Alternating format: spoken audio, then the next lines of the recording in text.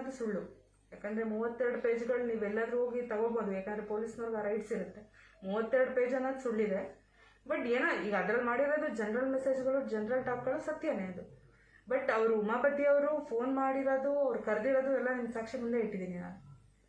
ಅವರಂತ ಹೇಳ್ತಾ ಇದ್ದಾರೆ 2 ತಿಂಗಳಿಂದ ಪರಿಚಯ, ನನಗೆ ಈ ಲೋನ್ ವಿಚಾರಕ್ಕೋಸ್ಕರ ಮಾತಾಡಿದ್ದವರು ಅಂತ ಹೇಳ್ತಾ ಇದ್ದಾರೆ. ಬಟ್ ಅವ್ರಿಗೆ ಮಾರ್ಚ್ 30ಇಂದನೂ ನನಗೂ ಅವ್ರಿಗೂ ಕಾಂಟ್ಯಾಕ್ಟ್ ಇದೆ. ಈಗ ಅಂತ ದರ್ಶನ್ ಸರ್ ಅಂತ ದೊಡ್ಡ ವ್ಯಕ್ತಿನ ಮೀಟ್ ಮಾಡಬೇಕು ಅಂದ್ರೆ ಎಷ್ಟೋ ಜನ ಕಾಯ್ಕೊಂಡು ನಿಂತಿರ್ತಾರೆ.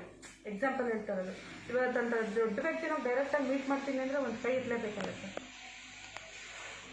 ಸೊ ಈ ಥರ ಹಿಂಗೆಲ್ಲ ಇಟ್ಕೊಂಡು ಇದರಿಂದ ಉಮಾಪತಿಯವ್ರ ಲಾಭನ ನಷ್ಟನ ನನಗೆ ಗೊತ್ತಿಲ್ಲ. ಅವ್ರು ಹೇಳ್ಬೋದಾಗಿತ್ತು ಡೈರೆಕ್ಟಾಗಿ ಹೋಗಿ ಸರ್ ಹರ್ಷ ಅವ್ರೇನೋ ನಿಮ್ಗೇನೋ ಮೋಸ ಮಾಡ್ತಾ ಇದ್ದಾರೆ, ನೀವು ಅವರು ಏನೋ ಮಾತಾಡ್ಕೊಳ್ಳಿ ಅಂತ ಅಂದ್ಬಿಟ್ಟು ಅವ್ರು ಹೇಳ್ಬೋದಾಗಿತ್ತು.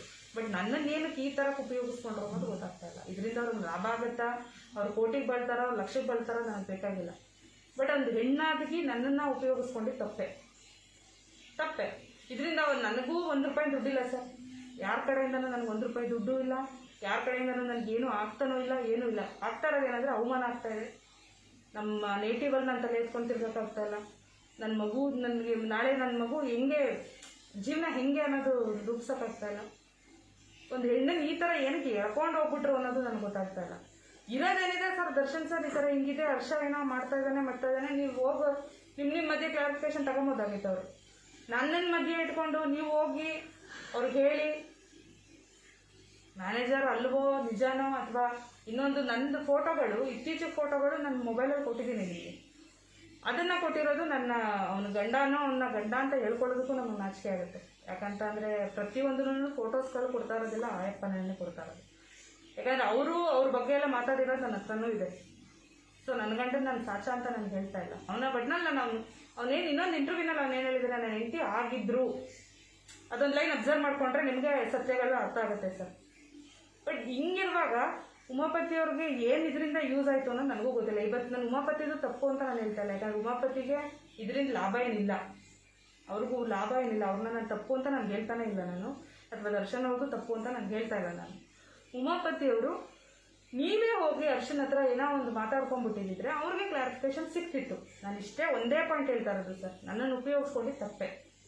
ಅವ್ರು ಹೇಳ್ತಾ ಇರೋ ಪ್ರಕಾರ ನನಗೂ ಅವ್ರಿಗೂ ಕಾಂಟ್ಯಾಕ್ಟ್ ಇಲ್ಲ ಎಲ್ಲ ನಿಮ್ಮ ಮುಂದೆನೇ ಇಟ್ಟಿದ್ದೀನಿ ಸರ್. ಯಾರನ್ನ ಫಸ್ಟ್ ನಂಬರ್ ಕಳಿಸಿದ್ದು, ಮೆಸೇಜ್ಗಳು ಅದನ್ನು ಕಳಿಸಿ ಅಂದರೆ ನಾನು ಕಳಿಸ್ಕೊಡ್ತೀನಿ ನಿಮಗೆ. ಹಿಂಗಿರ್ಬೇಕಾದ್ರೆ ನನ್ನನ್ನು ಏನಕ್ಕೆ ಈ ಥರ ತೇಜೋವನೆ ಮಾಡ್ತಾ ಇದ್ದೀರಾ?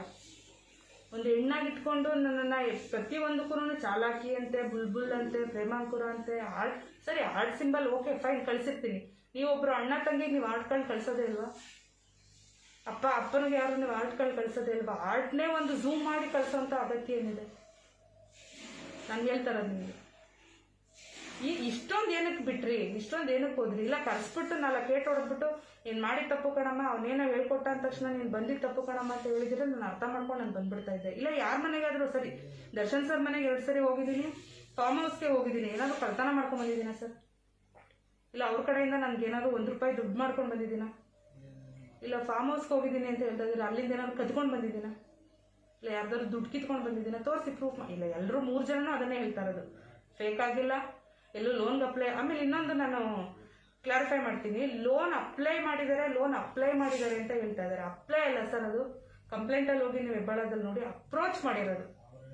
ಅಪ್ರೋಚ್ಗೂ ಅಪ್ಲೈಗೂ ಲಾಟ್ ಆಫ್ ಡಿಫ್ರೆನ್ಸ್ ಐತೆ. ಲೋನ್ ಕೇಳ್ತಾ ಇದ್ದಾರೆ ಅನ್ನೋದನ್ನ ನಾನು ಮಾಡಿರೋದು. ಅವರು ಅಪ್ಲೈ ಮಾಡಿದ್ದಾರೆ ಅಂತ ಟಿವಿನವ್ರು ಹಾಕೊತಾ ಇದ್ದಾರೆ. ತಪ್ಪದು, ಅಪ್ರೋಚ್ ಮಾಡಿದ್ದಾರೆ ಅಂತ ನಾನು ಹೇಳ್ತಾ ಇರೋದು.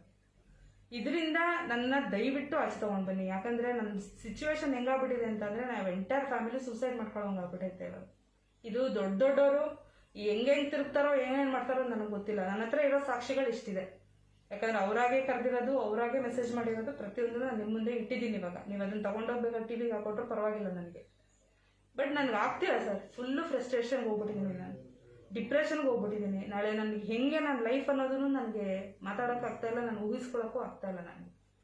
ಇದು ತಪ್ಪು. ಒಟ್ಟಿನಲ್ಲಿ ಅವ್ರ ಇಂಟೆನ್ಷನ್ ತಪ್ಪೋ ಸರಿನೋ ನನಗೆ ಗೊತ್ತಿಲ್ಲ, ಒಟ್ಟಿನಲ್ಲಿ ತಪ್ಪೆ. ಉಮಾಪತಿ ಮಾಡಿರೋದು ತಪ್ಪೆ.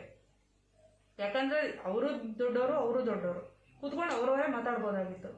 ನನ್ನಂಥ ಅಮಾಯಕನ ಕರ್ಕೊಂಡು ಹೋಗಿದ್ದು ತಪ್ಪೆ. ನಾನು ಇನ್ನೊಂದು ಮಾಡಿದ್ದೀನ ಮತ್ತೊಂದು ಮಾಡಿದ್ದೀನ ಅದು ನನಗೆ ಬೇಕಾಗಿಲ್ಲ ಸರ್, ಅದು ನನ್ನ ಲೈಫು. ಅಲ್ವಾ? ನಾನು ಸುಳ್ಳು ಹೇಳಿದೀನೋ ಅಥವಾ ಇನ್ನೊಂದು ದರ್ಶನ್ ಸರ್ ಒಬ್ರು ಇಂಟರ್ವ್ಯೂನಲ್ಲಿ ಹೇಳಿದ್ರು, ಯಾರಿಗೂ ಸೀಲ್ ಹಾಕ್ಬಿಟ್ಟು 2 ಲಕ್ಷ ಲಂಚ ತಗೊಂಡ್ಲು. ಅದು ನನ್ನ ಲೈಫ್ ಸರ್. ಜನರಲ್ ಆಗಿ ನಾನು ಅದು ನನ್ನ ಲೈಫ್, ಅದು ನಾನು ಅದನ್ನ ಏನು ಮಾಡ್ಕೊತೀನೋ ಬಿಡ್ತೀನೋ ಅದು ನನ್ನ ರೆಸ್ಪಾನ್ಸಿಬಿಲಿಟಿ. ನಿಮ್ಮನ್ನ ಯಾರು ಬರ್ತಾ ಇಲ್ಲ. ಇದು ನನ್ನ ಲೈಫ್ ಕೆಟ್ಟರೆ ದರ್ಶನ್ ಸರು ಬರೋದಿಲ್ಲ, ಉಮಾಪತಿ ಸರು ಬರೋದಿಲ್ಲ, ಮತ್ತೊಬ್ರು ಯಾರೂ ಬರೋದಿಲ್ಲ. ನನ್ನ ಲೈಫು ನಾನೇ ರೆಸ್ಪಾನ್ಸಿಬಿಲಿಟಿ ಆಗಿರ್ತೀನಿ. ದಯಮಾಡಿ ನಾನು ನಿಮ್ಮನ್ನ ಮಾಧ್ಯಮದವ್ರನ್ನ ಕೇಳ್ಕೊಳ್ಳೋದಿಷ್ಟೇ, ನಮ್ಮನ್ನ ಹೆಣ್ಮಕ್ಳನ್ನ ಬದುಕಕ್ಕೆ ಬಿಡಿ.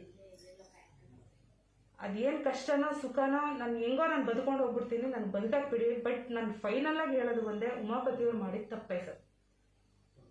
ಅವರು ಡೈರೆಕ್ಟಾಗೆ ಹೋಗಿ ಅವ್ರವ್ರ ಸಮಸ್ಯೆಗಳನ್ನ ನಿಭಾಯಿಸ್ಕೋಬೋದಾಗಿತ್ತು. ನನ್ನನ್ನು ಉಪಯೋಗಿಸ್ಕೊಂಡಿದ್ದು ತಪ್ಪೆ.